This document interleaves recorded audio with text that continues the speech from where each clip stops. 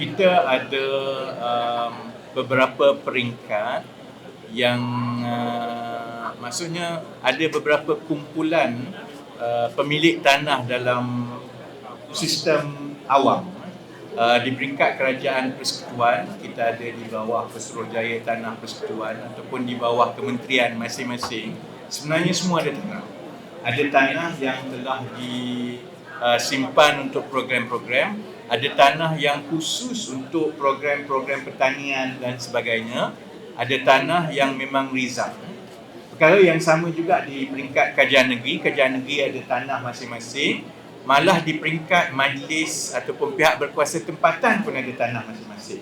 Sebelum ini tanah-tanah ini dikhususkan untuk perancangan ataupun pembangunan masa depan. Cuma kita tak tahu lama mana masa depan itu dan sebagainya kan. Jadi sebab itu kita buat keputusan mengambil kira keperluan untuk kita menambah bekalan. Kita bermula dengan Kerajaan Persekutuan dan disambut oleh Kerajaan Negeri Selangor dan Negeri Sembilan sekarang ini untuk membuka tanah-tanah ini kepada peserta-peserta IPR untuk mereka mengusahakan. Jadi seperti yang saya sebut tadi, kita bermula dengan 800 ekar tanah persekutuan dan sudah tentu proses untuk mendapatkan kelulusan untuk penerima-penerima IPR ini mengusahakan tanah-tanah ini proses yang berjalan sesama agensi di peringkat kerajaan persekutuan, juga dengan kerajaan-kerajaan negeri dan juga dengan pihak-pihak berkuasa tempatan. Jadi ini proses yang akan berterusan.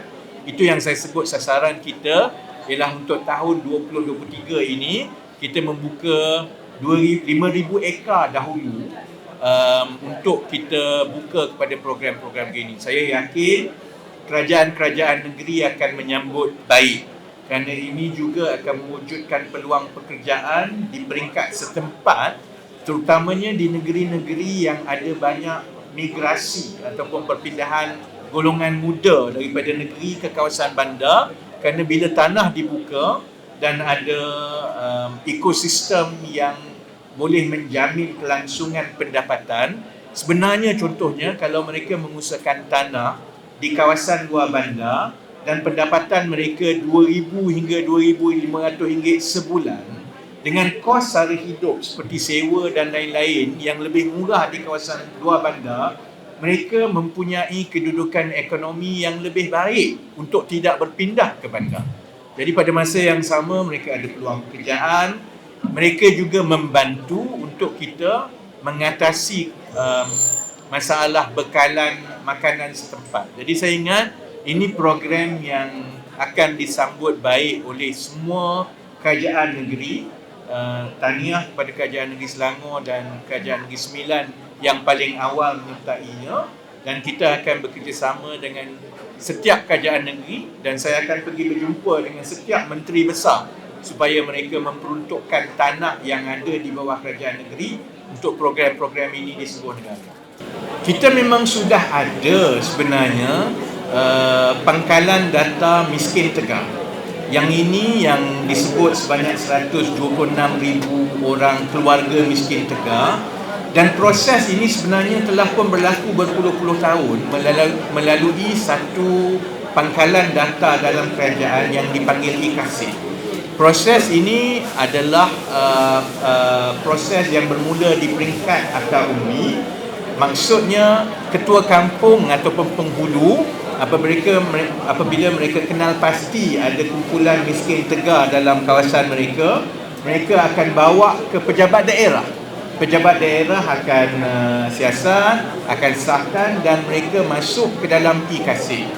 Dan sebab itu, antara syarat utama untuk mendapat bantuan kerajaan ataupun zakat dan sebagainya sebelum ini adalah mesti berada di dalam IKASIP. Itu yang kita sebut tadi bahawa kerajaan sekarang berada dalam proses untuk memutihkan dan menambah baik. Contohnya seperti yang Yang Amat Berhormat Menteri Besar Negeri Sembilan sebut tadi, ada satu keadaan yang mana apabila penerima sudah berada di dalam senarai itu selama 10-15 tahun, mereka tak nak keluar kerana mereka terus dapat bantuan dan sebagainya kan. Pada masa yang sama, proses ini juga perlu dipercepatkan kerana dengan COVID dan juga cabaran ekonomi, semakin ramai sebenarnya yang telah tergelincir masuk ke dalam miskin tegar tetapi mungkin masih lagi berada di luar pangkalan data kerajaan. Sebab itu kita ambil pendekatan, sementara kita sudah ada senarai sasaran kita 126,000 orang keluarga, kita juga nak buka kepada orang ramai supaya melihat di sekitar mereka kalau ada keluarga yang begini untuk didaftarkan. Kemudian kita akan uruskan proses pemetaan dan juga pengesahan itu di peringkat kerajaan.